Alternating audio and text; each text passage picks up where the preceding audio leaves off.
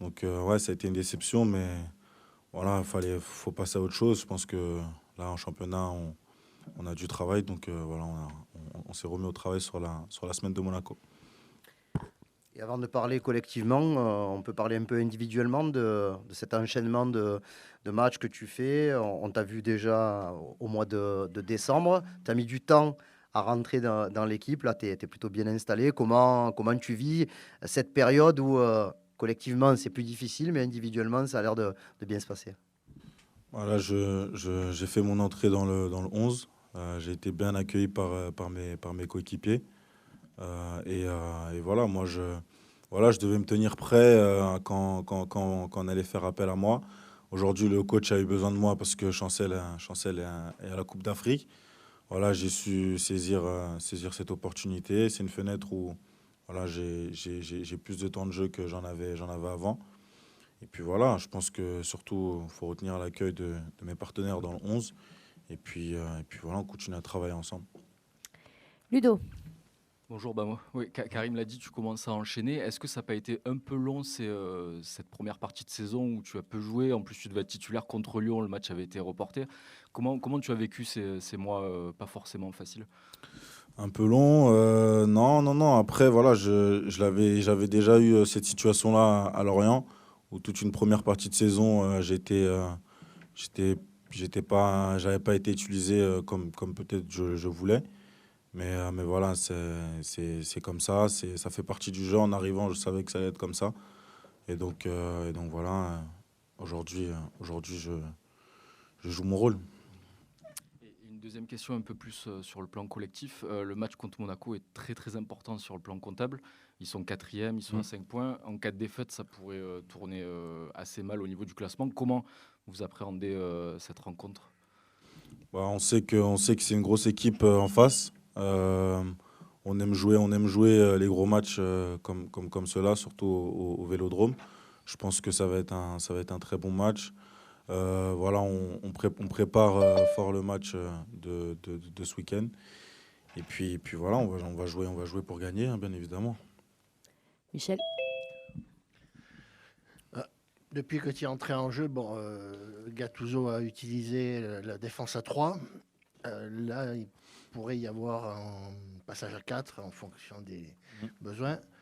Quel est le système dans lequel tu te sens le plus confortable Alors, cette question, j'ai joué dans les deux systèmes.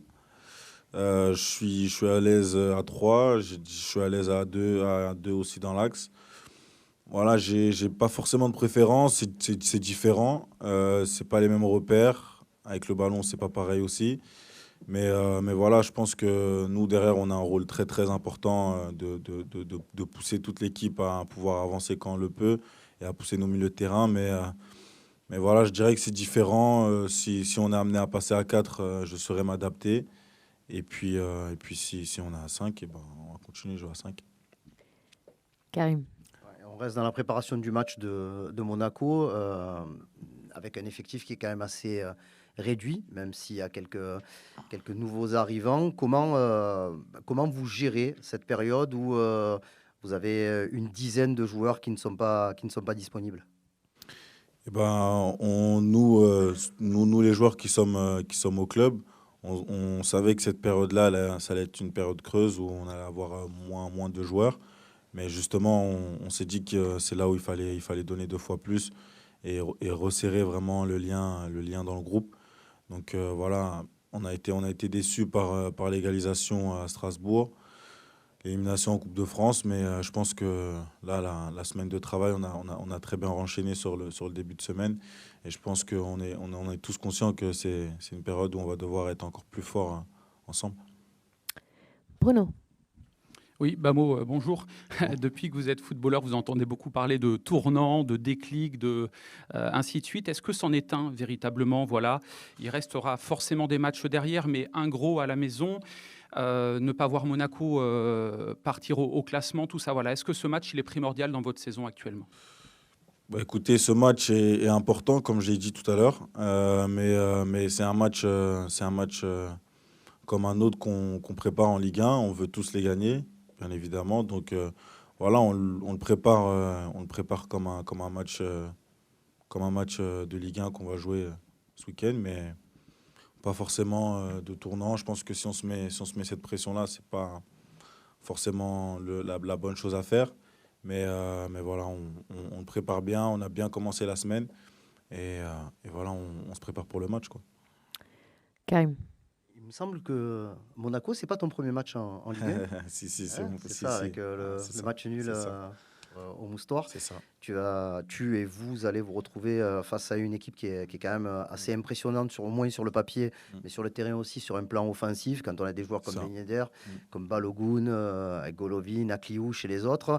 Est-ce que c'est plutôt un match excitant à jouer pour un défenseur ou un match où on est un petit peu dans la crainte? Non, non, non, non. Moi, en tout cas, personnellement, c'est un match excitant à jouer. J'ai joué mon premier match contre Monaco, donc l'histoire, elle est assez particulière. Mais non, c'est sûr que c'est un match qu'on a envie de jouer, c'est un match de haut tableau. Il n'y a rien de plus beau, on joue devant notre public, devant tous ses supporters, c'est incroyable et je pense que bon, on peut que le prendre comme ça. Bruno. Ah oui, lors de ta présentation, tu nous disais ton envie forcément de découvrir autre chose. Est-ce que tu as été surpris par ce que tu as découvert à Marseille, que ce soit ici au club, au Vélodrome? Comment? C'est-à-dire? Positivement, je sais pas, D'accord. voilà, est-ce qu'il y a des choses auxquelles tu ne t'attendais pas, que tu as pu voir? Voilà, c'est probablement, sans manquer de respect à Lorient, mais c'est probablement un niveau au-dessus dans tout ce que Mhm. ça peut comporter. Voilà. Mais est-ce qu'il y a des choses voilà, qui t'ont surpris, où tu t'es dit, tiens, voilà, ça c'est aussi l'OM et tout ça, voilà. Oui, oui, oui, j'étais surpris. Après, on en avait beaucoup parlé avant, donc j'attendais forcément de voir. J'avais cette envie-là de voir, de voir mon premier match titulaire au Vélodrome. Mais c'est incroyable cette ferveur-là. Elle est exceptionnelle. On sait tous qu'aujourd'hui, on a de la chance. On joue à l'Olympique de Marseille. Voilà, on est obligé de tout donner. Ludo. Une petite question hors football. Je crois que tu es engagé dans une ou plusieurs associations. Est-ce que tu peux nous parler un peu de ce thème-là? Alors, j'ai une association humanitaire qui s'appelle Soutien pour tous. Oh là, pardon. Qui s'appelle Soutien pour tous. Donc, on fait quelques actions. On essaye de faire des actions au courant de l'année en Afrique, deux par an en Côte d'Ivoire. C'est l'objectif qu'on se fixe à chaque fois. Et puis plein de petites maraudes pour aider les plus démunis, que ce soit à Paris ou voilà, c'est quelque chose qui me tient à cœur. Je pense que c'est important. Dans le vestiaire, je sais aussi que beaucoup ont cette envie-là aussi d'aider. Donc voilà, aujourd'hui, on est entre guillemets des privilégiés. Donc voilà, c'est important aussi de pouvoir un peu partager avec les plus démunis et surtout dans les pays avec de la pauvreté. Karim. Et après, on remonte. Ouais, deux petites questions. La première est très rapide. Pourquoi t'as pas tiré dimanche? Non, non, mais il y avait des joueurs qui ont l'habitude de tirer. Voilà, ça a été une séance longue en termes mentalement. Je pense que pour les gardiens, ça n'a pas dû être très évident. Et voilà, moi j'étais au fur et à mesure ça s'approchait, je sentais que ça allait être bientôt mon tour. Et donc finalement Samuel a été avant. Et non, non, c'est comme chacun le sentait.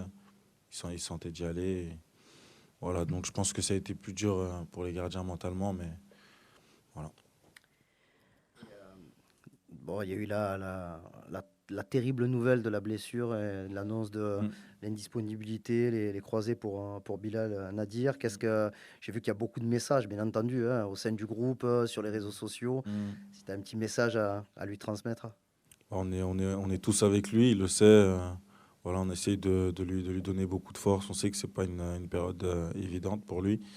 Mais voilà, faut qu'il soit fort mentalement. On va le pousser le plus qu'on peut. Et puis je pense que ça va aller, j'espère. Flo. Moi, je ne sais plus si c'était en conf ou lors d'une discussion informelle, mais je sais que Pablo Longoria avait insisté sur ta maturité, le fait que tu es costaud mentalement et qu'il n'avait aucun doute sur sur le fait que tu allais justement t'adapter ici à Marseille. Est-ce que pour toi, c'est la clé quand on n'a pas 100 matchs de Ligue 1 derrière soi, voilà, d'avoir le caractère, le mental, d'être solide dans la tête pour s'intégrer à Marseille, à l'OM? Oui, je pense que ça joue, mais je dirais aussi la rigueur. Parce qu'aujourd'hui, on est dans un groupe où ça bosse très bien. Donc, pour faire partie des meilleurs, je pense qu'il faut se mettre au niveau de ceux qui jouent le week-end, les 11 titulaires. Donc, il faut arriver à ce niveau-là. Et je pense que c'est ça qui m'a aidé. Mes partenaires, vu que mes concurrents ils mettent la barre haute, moi, pour pouvoir espérer à jouer, je suis obligé de rejoindre cette barre. Et puis voilà, je pense que c'est ça qui m'a aidé. Et aujourd'hui, je suis content d'intégrer le 11. Jade. Bonjour. Est-ce que Bonjour. tu peux justement nous parler de comment tu t'es acclimaté à l'OM malgré la pression, comment tu te sens au sein du groupe et est-ce que tu te projettes ici sur le long terme? Oui, oui, je l'ai dit tout à l'heure, c'est incroyable de jouer à l'Olympique de Marseille. En arrivant aussi, je l'avais dit sans avoir joué encore, mais là, je le redis en ayant joué des bouts de match et en ayant fait quelques matchs titulaires.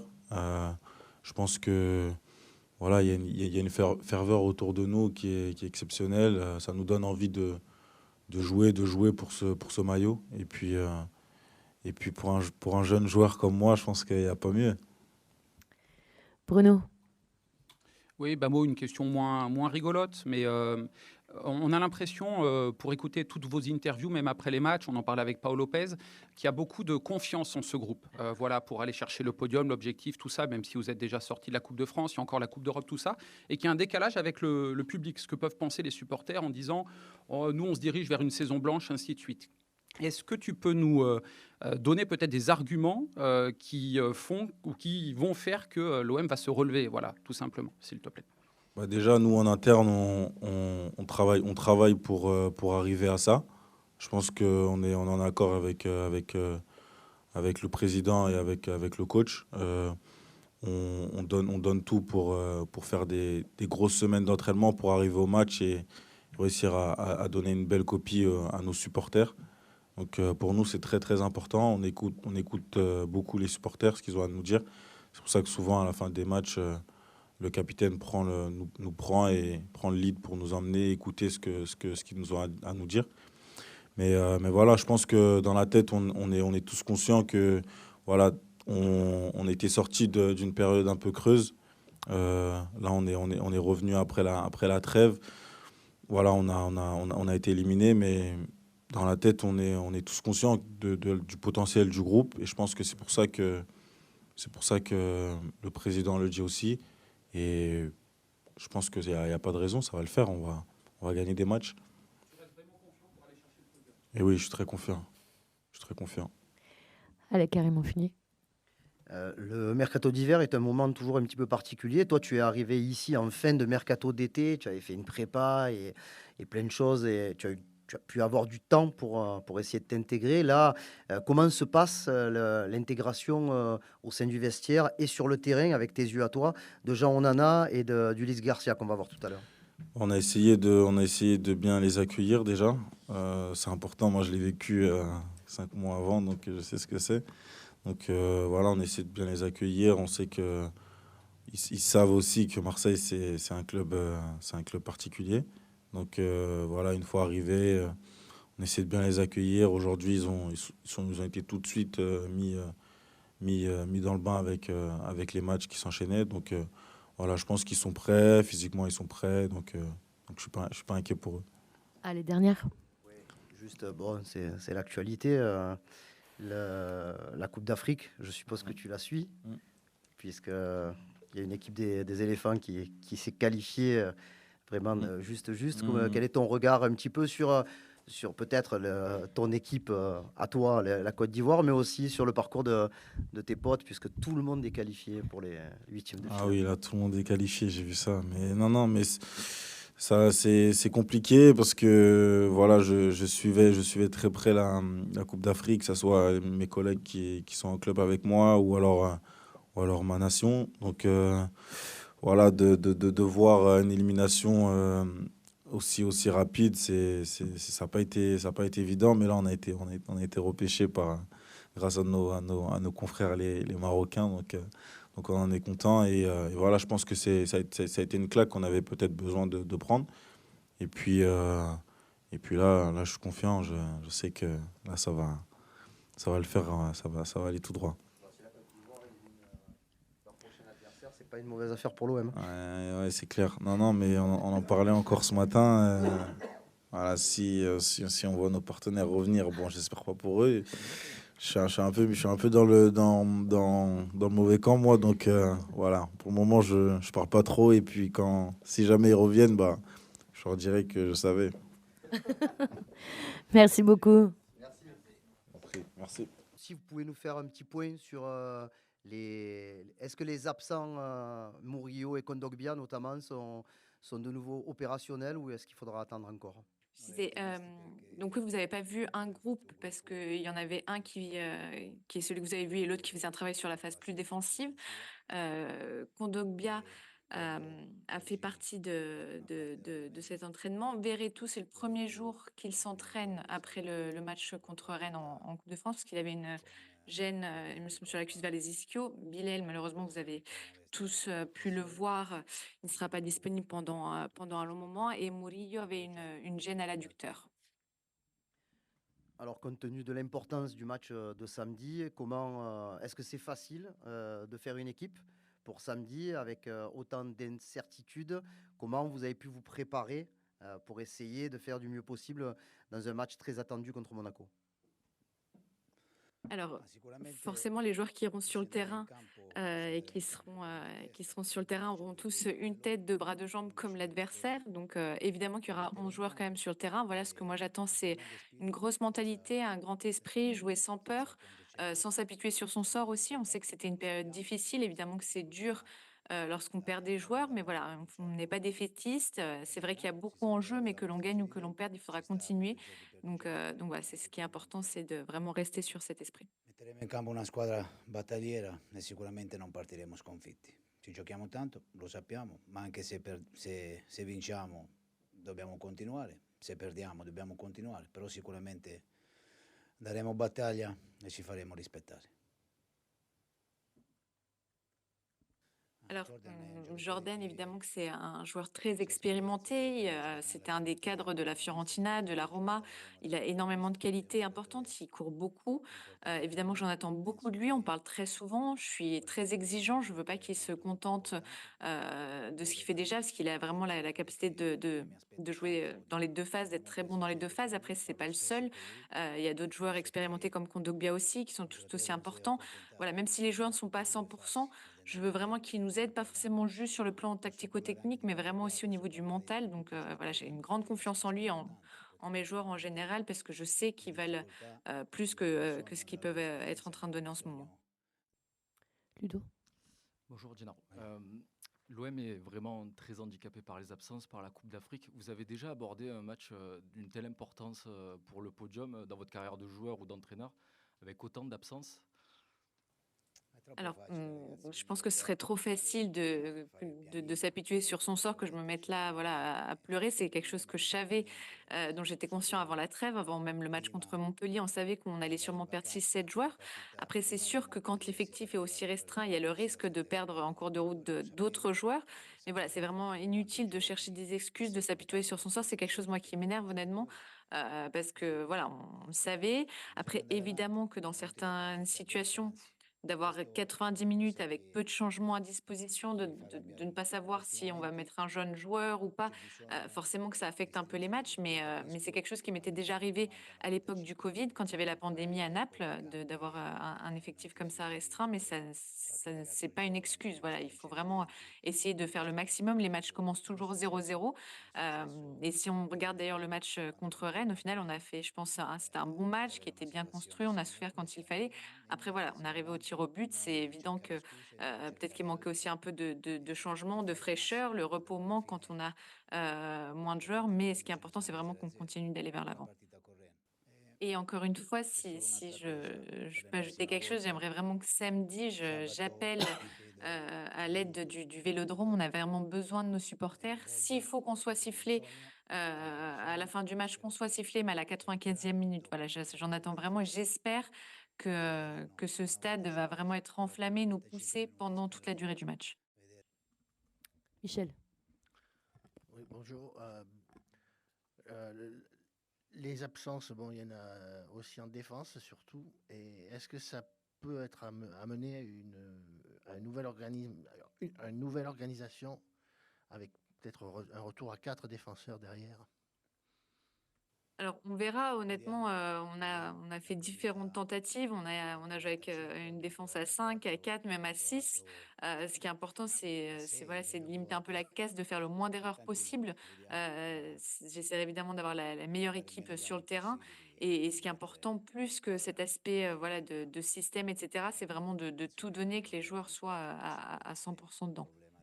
Et je pense qu'il faut qu'on soit un peu positif quand même, parce que le match n'a pas déjà commencé. Il y a pas, on n'est pas mené de 2-0. Moi, je suis convaincue qu'on peut faire un grand match. Donc voilà, il y a 0-0, il y aura le coup d'envoi et après, on verra qui réussira à l'emporter. Bruno. Bonjour coach. Deux petites questions justement sur le fait de positiver. Vous appelez un peu les supporters à vous encourager. Ces derniers temps, ils sont quand même en colère et ils disent on va terminer 6e, 7e par exemple, certains d'entre eux en tous les cas. Est-ce que vous leur dites c'est le moment de ne pas lâcher parce que dans un mois, tous les joueurs par exemple seront de retour? Alors, si je ne me trompe pas, à l'heure actuelle, on est 7e. Monaco a 5 points de plus que nous. Donc, si on l'emporte, on reviendra à 2 points d'eux. Le classement est serré. Il y a encore beaucoup de matchs à jouer. Donc, évidemment que oui, il faut vraiment rien lâcher pour l'instant. Voilà, même si ça devait ne pas bien se passer contre Monaco. Et je répète, moi, je suis convaincue qu'on fera une grosse performance, un gros match. Il y a encore beaucoup de confrontations directes. Il y a encore beaucoup de matchs. Donc, voilà, c'est l'espoir, pardon, qu'on puisse changer un petit peu cette situation. Et on voit que l'OM va probablement recruter peut-être plus de joueurs que prévu cet hiver. Coach, on s'attendait peut-être à 2 ou 3 recrues. Il pourrait y en avoir plus, peut-être 5 ou 6 au final. Il y a ce besoin de renouveler, de renforcer cet effectif pour la deuxième partie de tableau de saison. Alors, pour l'instant, on a 3 recrues, il me semble, hein, puisqu'il y a Varilis qui va arriver, mais qui n'est pas là pour l'instant, donc je ne vais pas trop m'y attarder. C'est vrai qu'on voilà, on a un joueur qui est encore à la CAN, mais après, on verra. Honnêtement, c'est une question plus pour le club. Moi, je suis entraîneur, je ne suis pas comptable ni banquier, donc voilà, les chiffres, c'est aussi quelque chose d'important, je pense, à prendre en considération. Donc voilà, s'il y a un autre joueur qui arrivera, tant mieux, mais sinon, je ferai quand même mon travail à 100%, peu importe l'effectif. Et j'ajoute aussi qu'on a un joueur qui n'est pas physiquement à la CAN, mais mais c'est comme s'il l'était, c'est François Muguet, qui aurait pu être vraiment utile, nous aider au niveau de sa vitesse, de son dynamisme, mais malheureusement, au final, on ne peut pas l'utiliser. Donc c'est comme si lui aussi était indisponible à la CAN. Diana. Bonjour. Une question sur Luis Enrique. Contre Rennes, vous le faites jouer au milieu de terrain alors qu'il n'a jamais joué là. Est-ce que c'est à défaut d'avoir d'autres solutions ou est-ce que vous voyez vraiment des qualités pour qu'il puisse évoluer à ce poste-là? Alors, Luis Enrique, c'est un ailier, c'est un joueur externe. Normalement, c'est pas un milieu de terrain, je le sais bien. Mais j'avais un peu un choix qui était forcé. C'était entre lui et Soglo et je l'ai choisi de par son expérience. Mais c'est sûr que ce n'est pas un rôle où normalement il est habitué à jouer, voilà, que ce soit on appelle la mezzala, un peu en milieu offensif, en numéro 10. Évidemment que son rôle est au niveau de l'aile. Flo. Oui, coach, j'ai 2 questions. La première sur Monaco, voilà, bon, équipe évidemment solide. Qu'est-ce que vous craignez le plus de cette équipe de l'AS Monaco? Quelles sont, selon vous, ses principales forces? Alors, c'est une équipe qui a des caractéristiques très précises, qui peut faire mal offensivement. Ils ont un bon avancement de mon deuxième attaquant. Ils sont très forts dans les 20 derniers mètres. Partout, ils peuvent nous mettre en difficulté. Mais après, c'est une équipe qui n'est pas parfaite non plus. Voilà, je pense qu'ils font un très bon travail avec le ballon. Mais quand ils sont dans des phases sans possession, je pense que voilà, ils peuvent aussi être mis en difficulté. Je pense que nous, on peut réussir à les mettre en difficulté aussi. Oui. Et coach, j'avais une autre question, même si c'est pas, enfin, j'imagine vous directement qui vous en occupez, mais c'est un sujet qui doit vous intéresser grandement. En cas d'élimination de certains joueurs à la Coupe d'Afrique des Nations, dans quelle mesure vous leur avez demandé de faire le maximum pour rentrer rapidement. Est-ce que le club a déjà prévu, je ne sais pas, d'éventuels avions ou quelque chose? Voilà. Qu'est-ce qui est prévu pour que les joueurs rentrent le plus rapidement possible dans une période où vous êtes forcément en manque de joueurs? Alors, je vais être sincère avec vous, j'ai beaucoup de respect pour mes confrères des sélections nationales, des entraîneurs, et c'est pourquoi on n'en a pas encore parlé honnêtement. Quand les joueurs seront éliminés, s'ils sont éliminés, on en parlera directement. Mais voilà, je pense que tant le club que moi-même avons beaucoup d'éducation et de respect. Et donc, c'est pourquoi moi, d'habitude, j'aime beaucoup appeler mes joueurs, parler avec eux. Mais là, pour la CAN, je ne les ai jamais appelés. J'ai juste reçu un message, un SMS d'Arit. Mais pour le reste, voilà, j'ai pas envie de les stresser. Je veux vraiment qu'ils puissent se concentrer à 100% sur cette compétition pour laquelle j'ai beaucoup de respect. Donc voilà, on en parlera une fois que l'élimination arrivera, de comment on s'organisera. Mais pour l'instant, il n'y a eu absolument aucune réunion ou organisation. Et j'ai parlé après l'entraînement avec Benatia qui m'a dit qu'il avait eu le docteur du Sénégal, puisque Pape s'est un peu fait un étirement, c'est un peu strappé peut-être. Et donc, c'était la première fois vraiment on parlait des joueurs. Allez, Karim, on finit avec toi. Coach, Monaco, c'était le premier match que vous aviez fait sur le banc de l'OM. Après la défaite de Monaco, vous étiez à 5 points déjà. Vous êtes toujours à 5 points de cet adversaire au mois de janvier, même si c'est compliqué. Est-ce que ça veut dire quand même que l'OM est sur le bon chemin en termes de points, en termes d'évolution sous la patte Gattuso?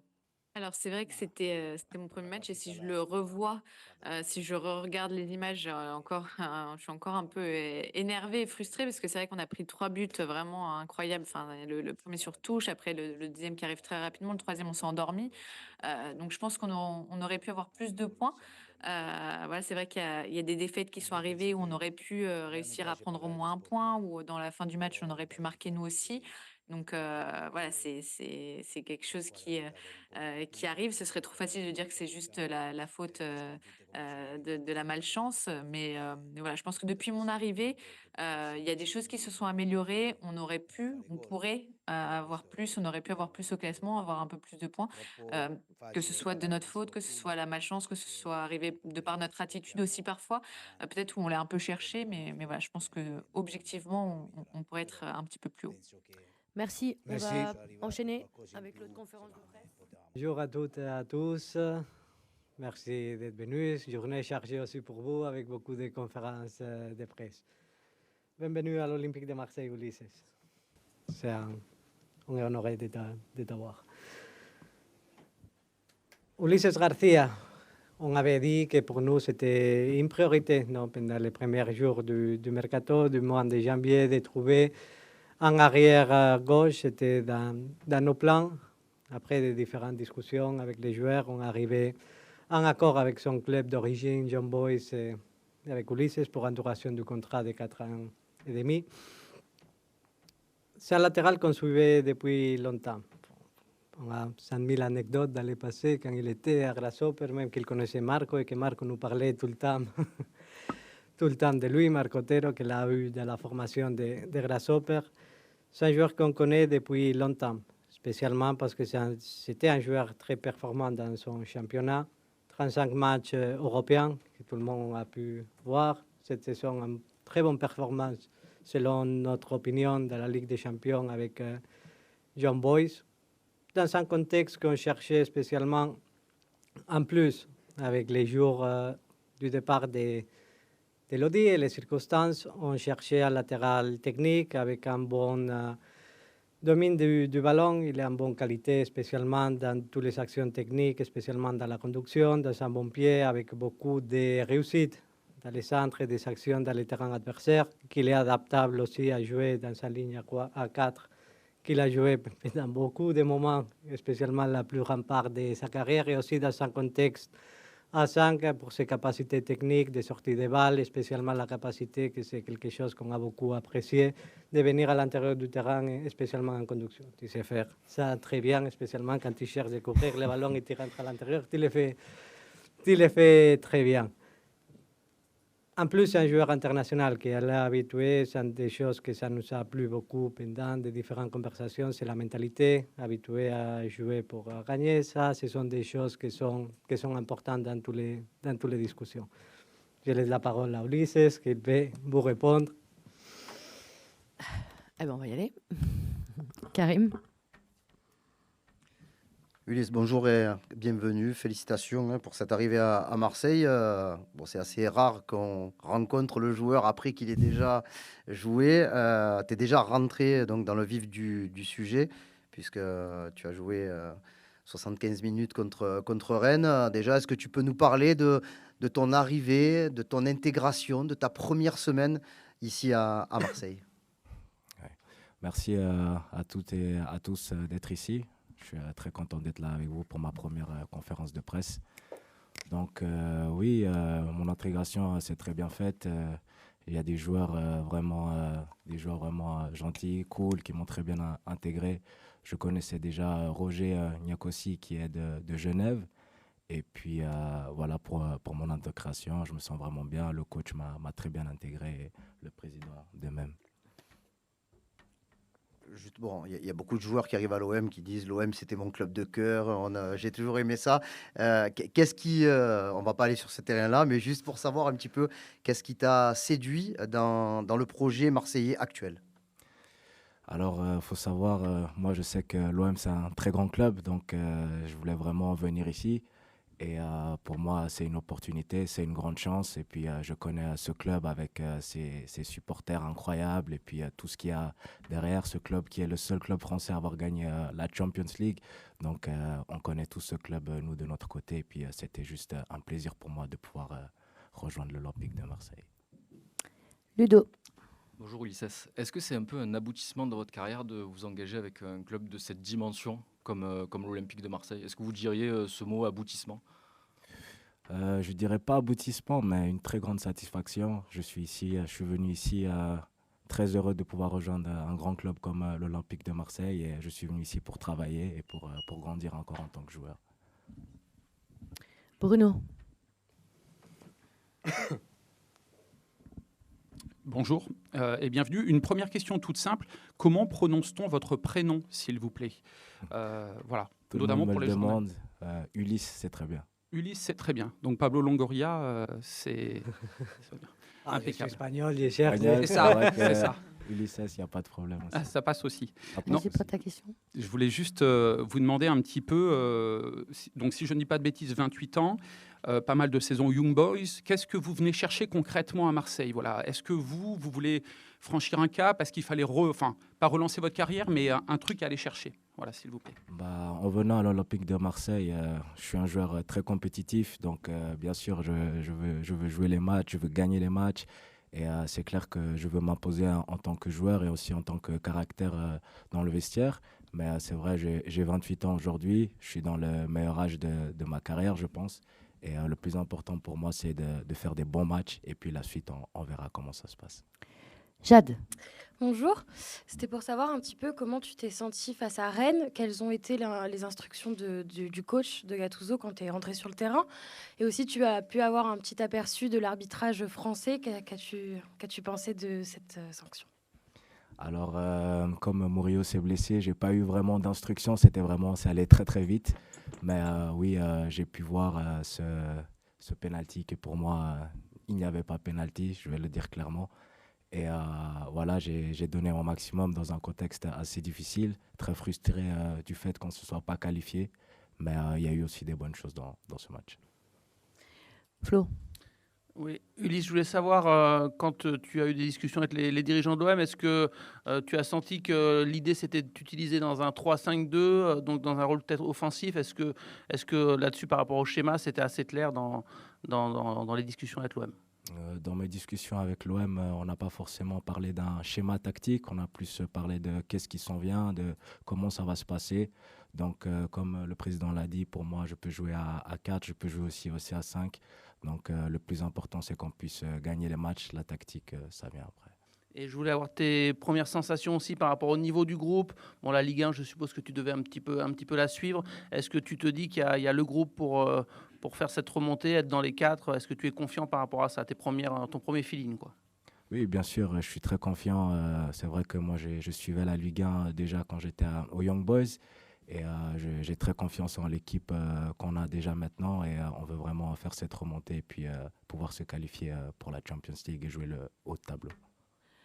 Bruno. Oui, je voulais juste savoir, vous jouez au foot depuis tout petit ou voilà, et après des fois il y a des, donc nous parlez de ça s'il vous plaît, et après des fois il y a des défenseurs qui ont été formés attaquants.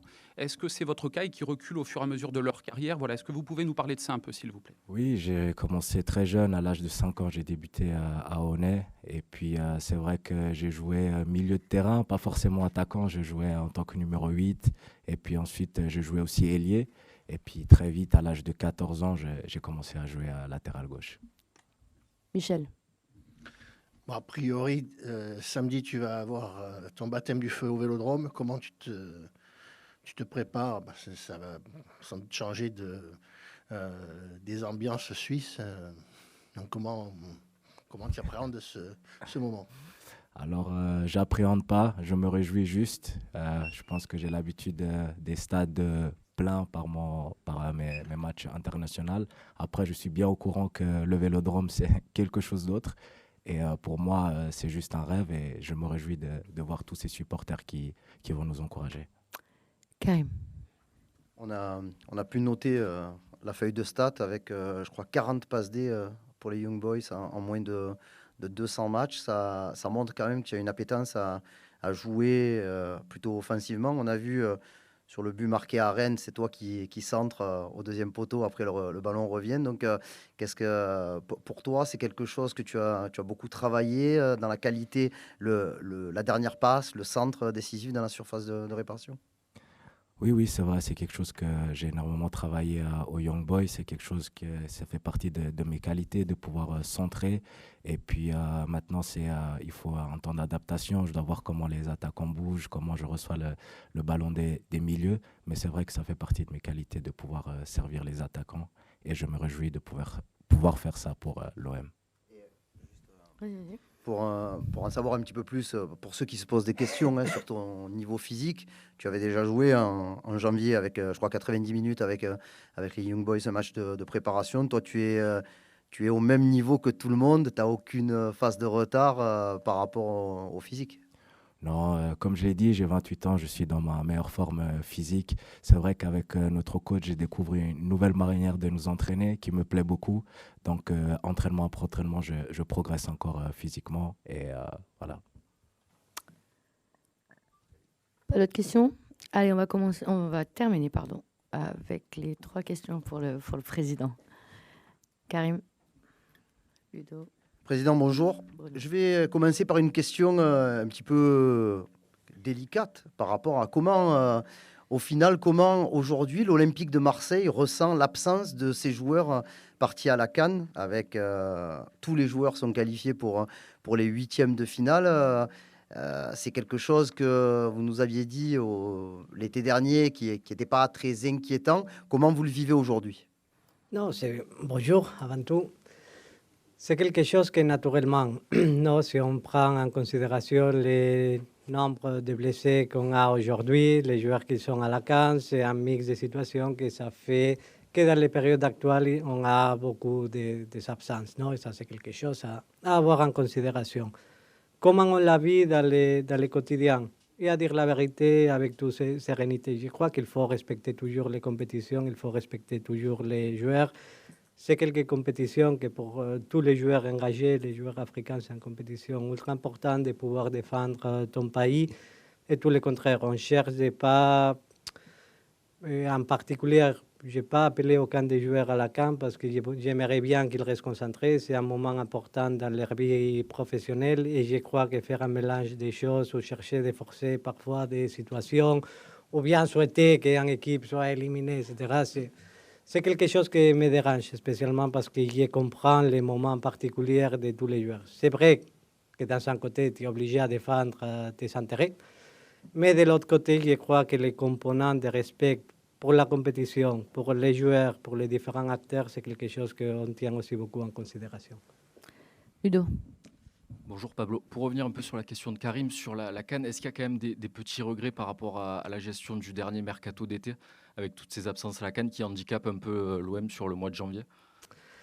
À dire la vérité, maintenant c'est une question pertinente, logiquement, pour le nombre des absences, mais c'est la vérité que je tiens la même réponse que j'ai donnée pendant l'été. Et je crois qu'il faut voir la considération. Planifier un effectif pour une saison, pour l'avenir, etc., avec les nombres de joueurs et en avoir la considération la CAN, oui, c'est quelque chose que tu dois avoir en considération logiquement. Mais en même temps, je me pose toujours la question de pourquoi pas profiter de l'attractivité que tu as comme club et comme championnat pour tous ce type de joueurs. Je me fais toujours la réflexion, non? Spécialement, pour moi, c'est une opportunité compétitive qu'un club français de la dimension et avec l'attractivité de l'Olympique de Marseille il y a dans le continent africain. Je crois qu'on doit plutôt exploiter ce type d'opportunités, chercher, maintenant que sont des moments de difficulté naturellement, de chercher de s'en sortir parce que c'est le monde du sport avec beaucoup de mentalité, beaucoup de personnalité. C'est le moment que tout le monde on doit serrer les dents spécialement et chercher des données de plus. Même nous, les dirigeants, les salariés, tout le monde, parce qu'on est conscient que les absences, ça compte et ça conditionne beaucoup les choix du coach. Mais en même temps, je considère que c'est plutôt nécessaire comme projet de profiter au maximum de ton pouvoir compétitif et ton pouvoir d'attractivité. C'est toujours un mix, c'est normal d'avoir toutes ces choses en considération, mais si je dois mettre dans un bilan général, je crois que pourquoi pas prendre tous les avantages que tu peux avoir. Bruno.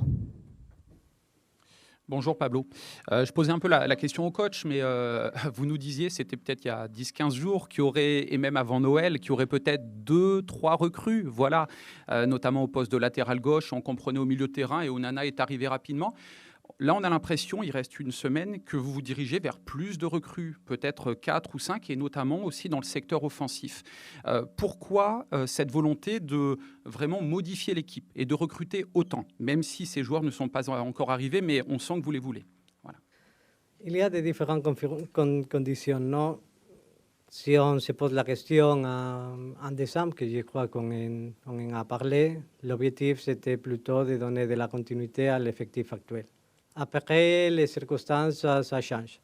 Je crois qu'on avait dit qu'à niveau numérique, pour compléter l'équipe, on avait besoin d'un joueur à gauche et d'un joueur au milieu du terrain. Ce sont les deux arrivés qui sont arrivés plus vite et que c'était dans les plans. Après, les propres mercato et les propres circonstances de la vie, je dis toujours qu'un homme et un club, ce n'est pas un fleuve qui va toujours dans la même direction. Je crois que c'est aussi la nécessité d'adapter à des différentes circonstances du mercato. Une des circonstances du mercato qui est arrivée, c'est l'arrivée d'une offre très importante pour les clubs et pour les joueurs. C'est les joueurs aussi, Renan Lodi, qui l'a demandé à partir, que ça change aussi quelques plans dans la configuration initiale. Une des choses que ça nous conditionne, c'est à la recherche d'un autre joueur dans les côtés gauche. Ça, c'est normal, tu perds un joueur, tu dois le remplacer. Et au même moment, on a considéré, d'accord au coach et à tous les échanges qu'on a à l'intérieur du club, que c'était nécessaire de rajouter un joueur avec un profil offensif différent aux joueurs qu'on avait, comme c'est le cas de Faris. Dans le cas de Faris, c'est quelque chose que ce n'était pas dans les plans initiaux, c'était un joueur qu'on aimerait avoir recruté pendant l'été. On a pris la décision d'anticiper ce type de mouvement parce que c'était un des plans qu'on avait pour l'été prochain. Et on a cherché d'anticiper pour son intégration parce qu'on croyait que l'équipe avait la nécessité aussi d'avoir ce type de profil dans la phase offensive du jeu. Et on a cherché un mercato. Oui, il est fait avec ambition de bien avoir la performance sportive à court terme. Mais ça t'aide aussi à construire ce que tu veux construire pour l'avenir. Et c'était un profil que ça, on considérait que ça nous manquait à l'intérieur de l'effectif et on a eu l'opportunité qu'on a décidé de continuer avec cette opportunité. C'est une deuxième question, ça. Ça se parle beaucoup dans le mercato et tu dois être prêt pour toutes les différentes circonstances. Aujourd'hui, je crois qu'on a même trop de joueurs offensifs et que ça va être difficile dans les moments qu'ils retournent tous les joueurs, que tout le monde il trouve espace. Ça, c'est la réalité d'aujourd'hui. En même temps, tu dois être prêt dans toutes les circonstances pour bien donner des solutions à des différentes possibilités que ça existe pendant le mercato. Ça, c'est On avait comme objectif de beaucoup travailler en avant ce mercato et de beaucoup planifier toutes les différentes circonstances pour ne pas se retrouver les derniers jours du mercato dans une position inconfortable. Ce qu'on a cherché, c'est d'avancer et avoir clair et avoir la main sur toutes les différentes possibilités que ça puisse se produire avant le 1er février. Ouais. Allez, on termine. Flo. Pablo, bonjour. J'avais 2 questions assez précises concernant un autre latéral gauche. Est-ce que c'est imminent pour Quentin Merlin, sachant que visiblement Nantes va recruter Aïdara? Est-ce qu'il suffit de l'arrivée d'Aïdara pour valider cette arrivée de Quentin Merlin à l'OM? J'aime pas parler publiquement des joueurs sous contrat avec des autres joueurs. Ça serait un manque de respect dans ce moment, spécialement parce que ce sont des situations que ça dépend de la volonté des joueurs, ça dépend de la volonté des autres clubs. La réalité aujourd'hui, c'est qu'on travaille en parallèle sur 3 joueurs pour bien être préparés dans les différentes circonstances. Ça manque une semaine à la fin du mercato. On travaille sur des différentes possibilités.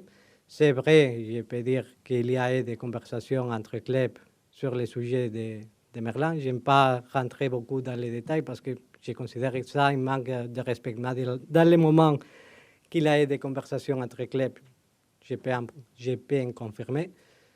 C'est aussi vrai que les circonstances du mercato, spécialement dans ces moments où il n'y a pas beaucoup d'activités en Europe sur les différentes équipes, ça fait de plus en plus difficile des opérations à se faire. Et autre question, est-ce que vous confirmez que Villarreal s'intéresse à Ismaïla Sarr et est-ce qu'il a un bon de sortie si l'offre vous convient? Il n'y a pas d'offres officielles, il y a beaucoup de rumeurs et beaucoup de, on peut dire, de conversations informelles sans rien de concret dans ces moments. La situation d'Ismaïla Sarr, c'est un joueur qui a des qualités importantes dans cette équipe. Je crois que c'est un des joueurs qui s'est plus pénalisé dans ce moment pour les changements du système en 3-5-D, spécialement pour ces conditions d'allière pure.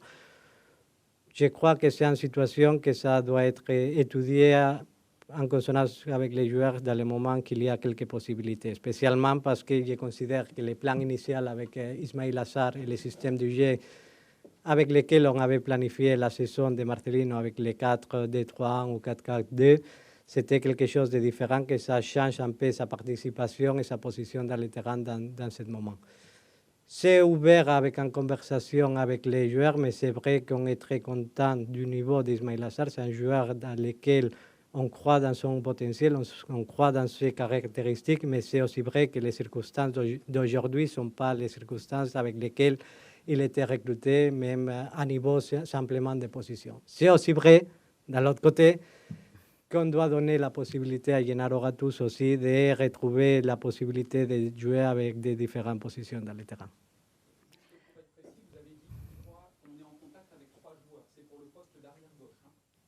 Spécialement, je crois que dans toutes les positions, on travaille comme ça.